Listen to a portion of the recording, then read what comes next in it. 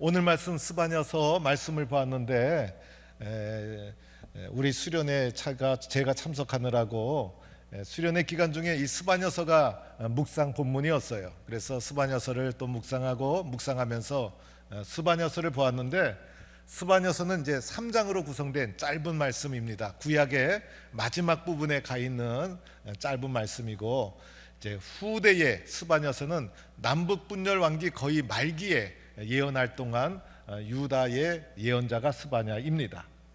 이 스바냐서는 1장부터 보면 3장까지 짧게 구성되어 있는데, 1장에 보면 중요한 단어가 등장을 합니다. 그 중요한 단어가 여호와의 날이라는 단어예요.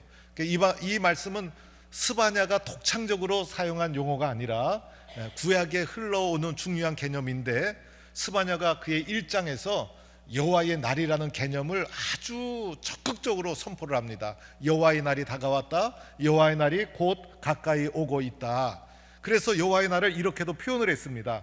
여호와의 희생의 날이라고도 표현하고 여호와의 큰 날이라고도 표현합니다.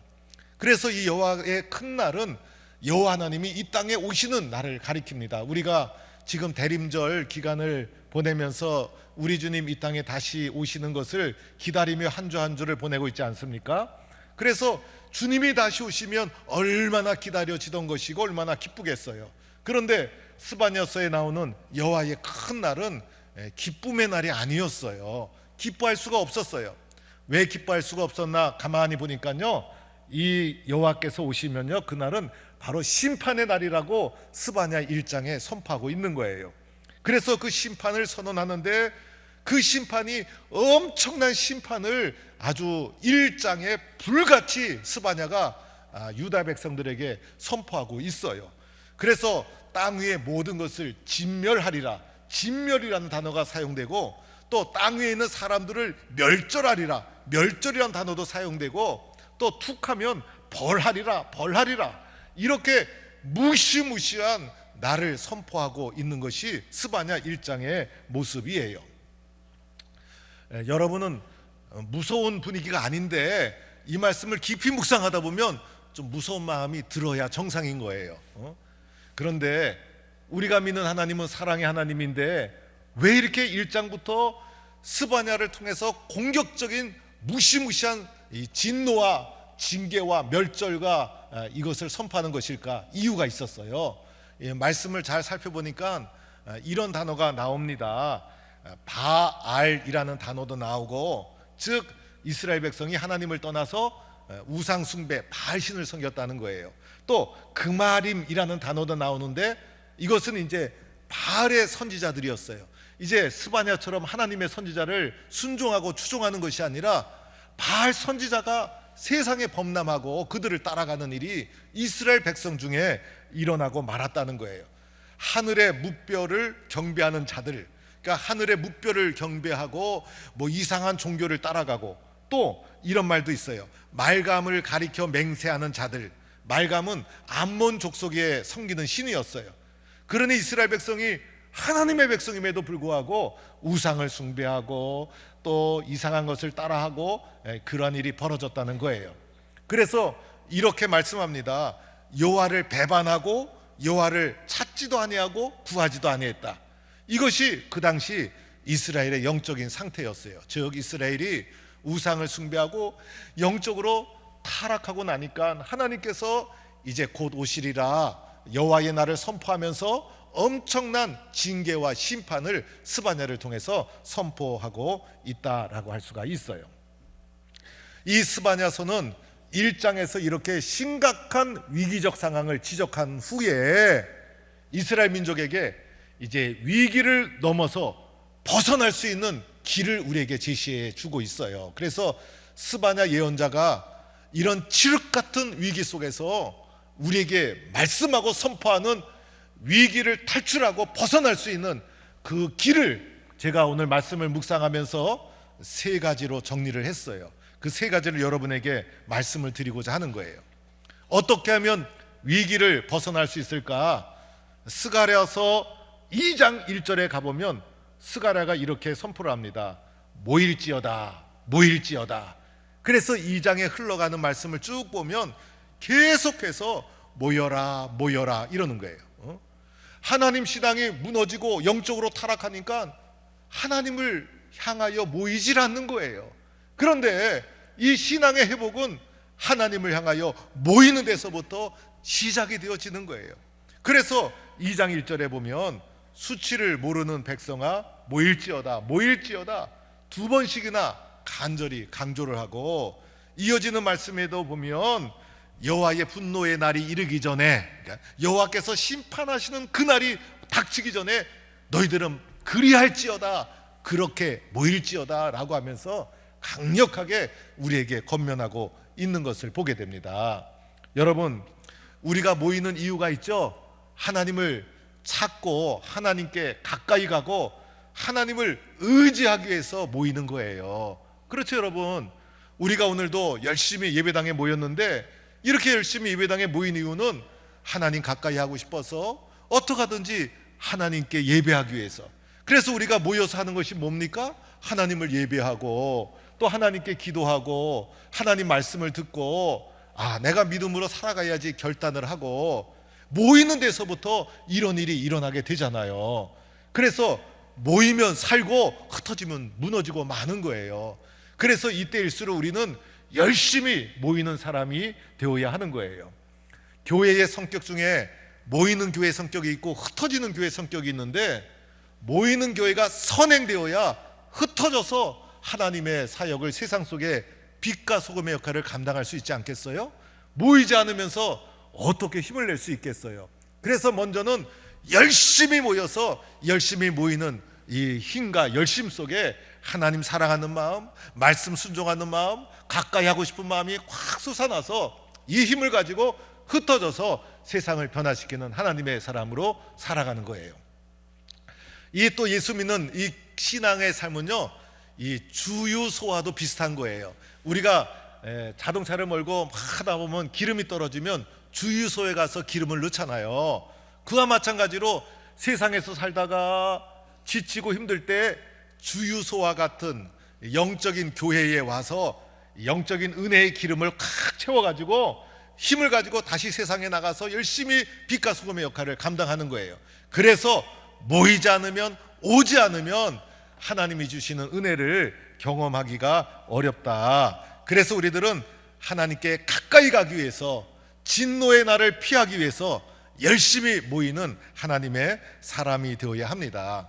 이 코로나를 지나면서 성도들의 이 신앙의 생각, 마음이 많이 바뀌었어요. 생각과 마음이 바뀌니까 무엇도 바뀝니까? 체질도 바뀌어요. 신앙 체질이 바뀐 거예요. 신앙 습관이 바뀐 거예요. 그런데 우리가 오늘까지 믿음 생활하면서 교회를 지켜온 우리 신앙의 선배들이 가져왔던 중요한 생각, 마음이 있잖아요.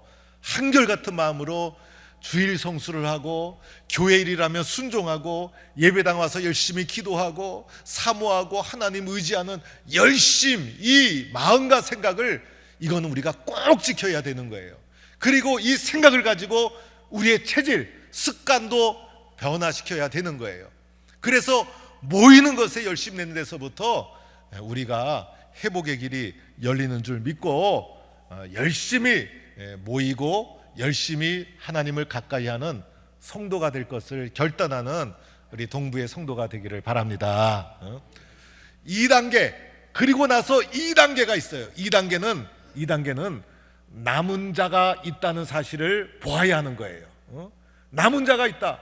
그래서 오늘 스바냐서에 보면 남은 자라는 말씀이 계속 반복돼요. 이 단어도 스바냐의 독창적인 선포가 아니라 성경 구약에 흐르는 중요한 핵심 사상이 남은 자 사상이에요. 그래서 남은 자들은 누구냐? 남은 자들은 하나님의 말씀을 꼭 붙잡고 신앙의 순결을 지키는 하나님 중심으로 살아가는 자들을 남은 자라고 할 수 있어요.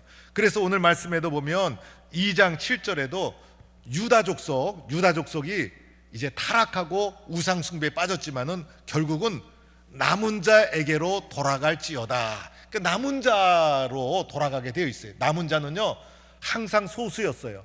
그러나 살아있는 소수가, 살아있는 남은 자가 세상을 구원하고 그리고 세상을 변화시켜 나가는 거예요.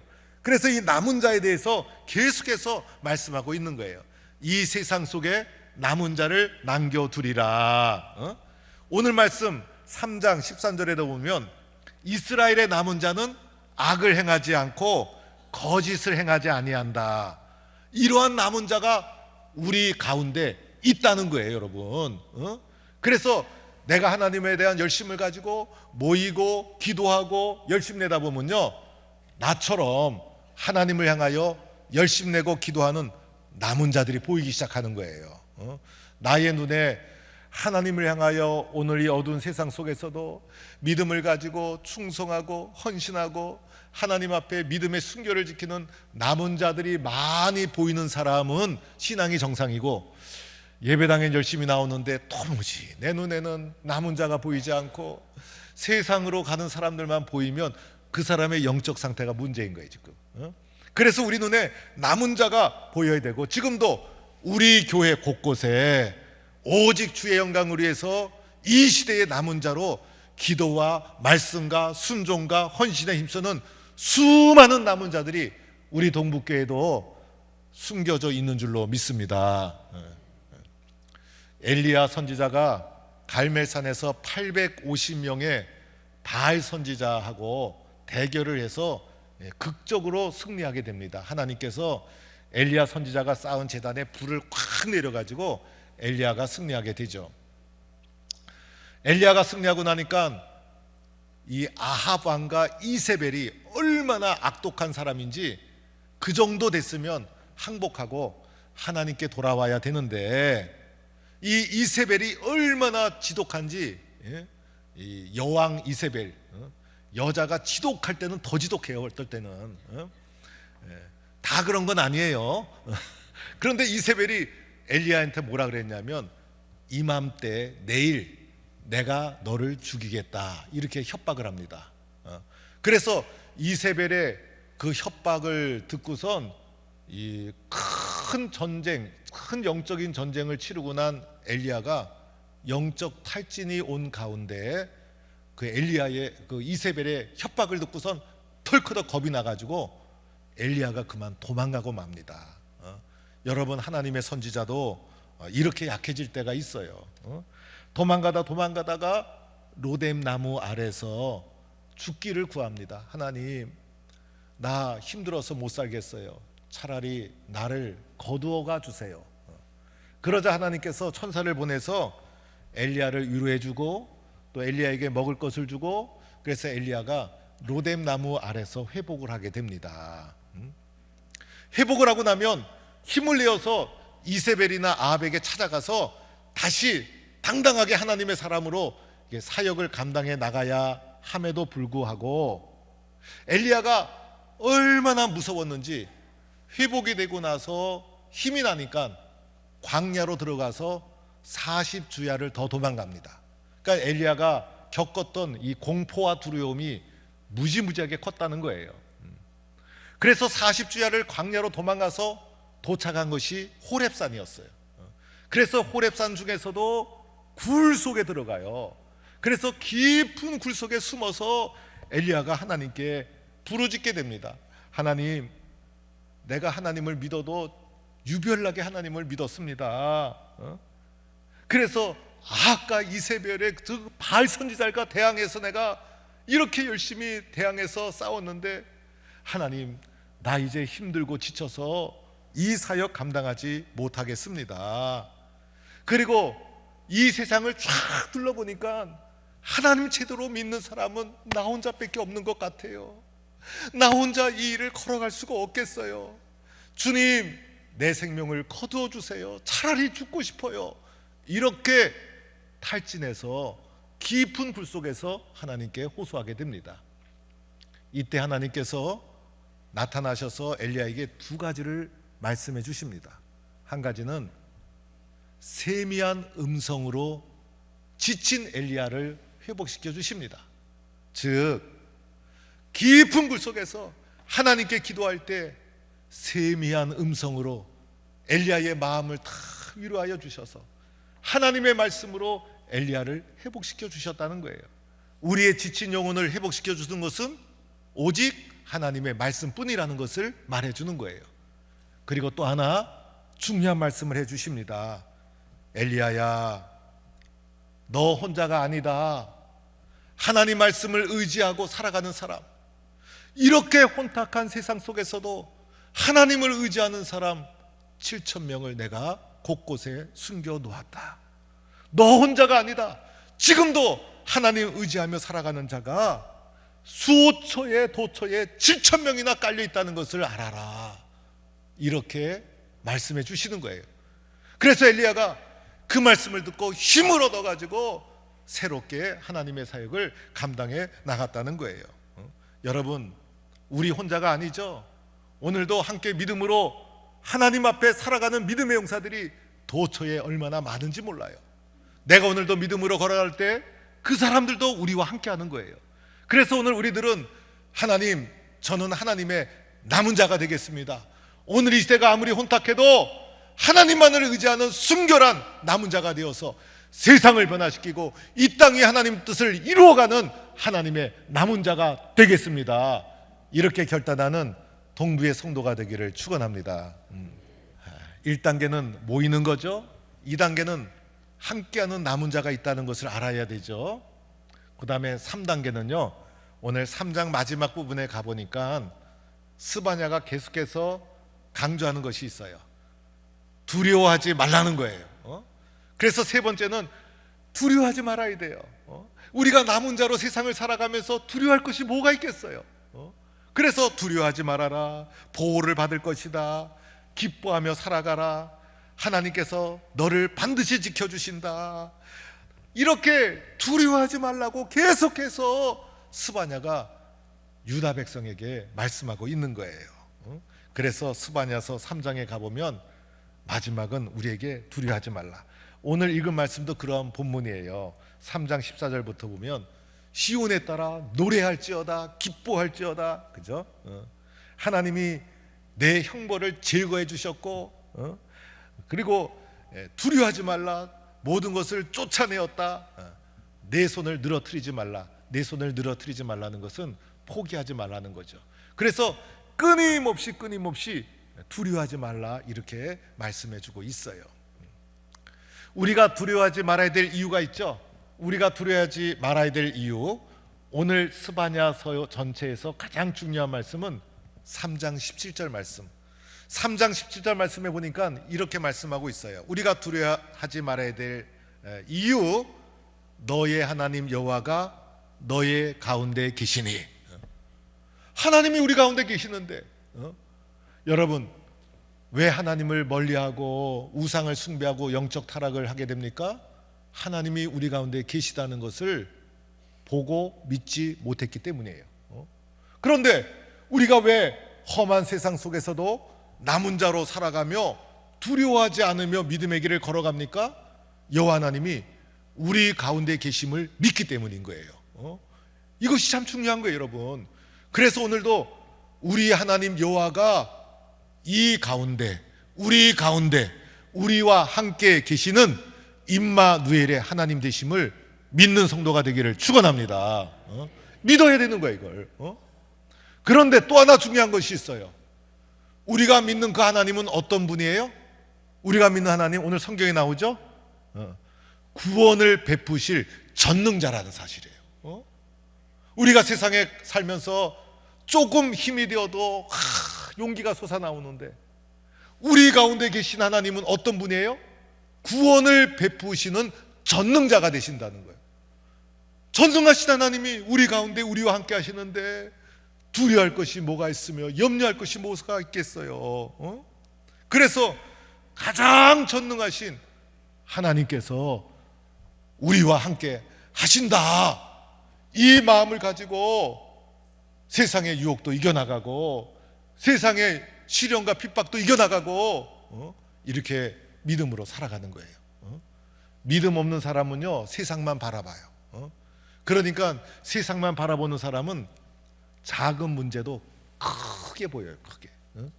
그래서 세상 사람들이 믿음 없는 눈으로 보면서 아이고 큰일 났다, 아이고 이렇게 큰 문제가 생겼다, 막 크게 얘기하는데 가만히 들어보면 작은 문제예요. 작은 문제를 가지고 염려된다, 두렵다, 크다, 걱정이다 보면 작은 문제예요. 그리고 대부분 일어나지도 않을 문제. 그래서 믿음 없는 눈으로 보니까 작은 문제도 크게 보이는 거예요. 그런데 믿음으로 보면 전능하신 하나님이 우리 가운데 계시니, 하나님이 함께 하시는 이 믿음의 눈으로 바라보면요, 큰 문제도 작아 보여. 왜? 전능하신 하나님이 우리와 함께 하시기 때문에. 그래서 이기지 못할 일이 없는 거예요. 아무리 크다 그래도 믿음의 눈으로 보면 작아 보여. 왜? 전능하신 하나님이 우리와 함께 하시는데. 그래서 이기지 못할 일이 없는 거예요. 그래서 하나님과 함께하는 사람은 늘 희망이 있고 소망이 있고 능력이 있고, 하나님 없는 사람은 늘 절망하고 염려하고 좌절하고 두려워하고.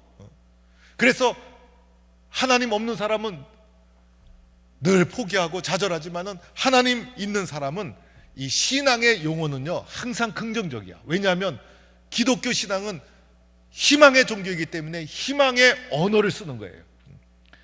그래서 사도 바울이 그의 서신서에서 전도를 하고 나서 교회를 세우고 나서 자기가 세운 교회에 서신을 보내면서 성도들의 삶에 대해서 권면하는 생활 권면에 가보면, 사도 바울이 생활 권면에 가보면 두려워해라, 염려해라, 피하라 이런 말이 없어요.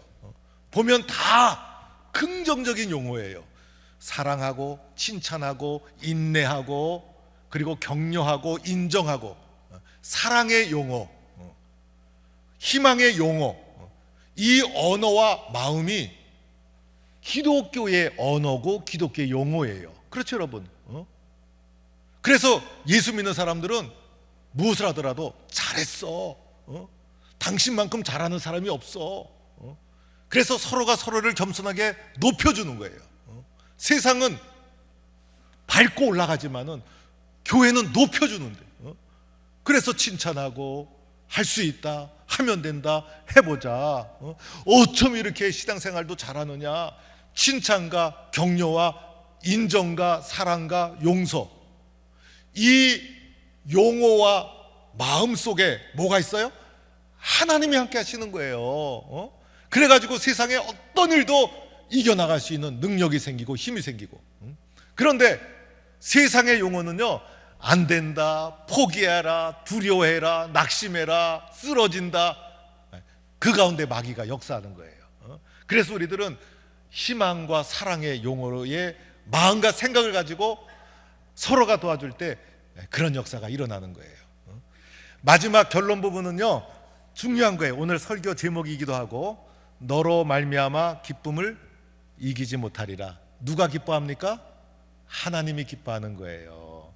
내가 이렇게 남은 자로 하나님 앞에 말씀에 순종해서 믿음으로 살아가고, 우리 가운데 하나님이 계신 줄로 믿고, 세상의 유혹도 이기고 하나님 앞에 열심히 모이고 하나님 앞에 열심히 기도하고 믿음 생활하면, 그 나의 믿음의 삶을 보시고 나의 기도 생활을 보시고 누가 기뻐합니까?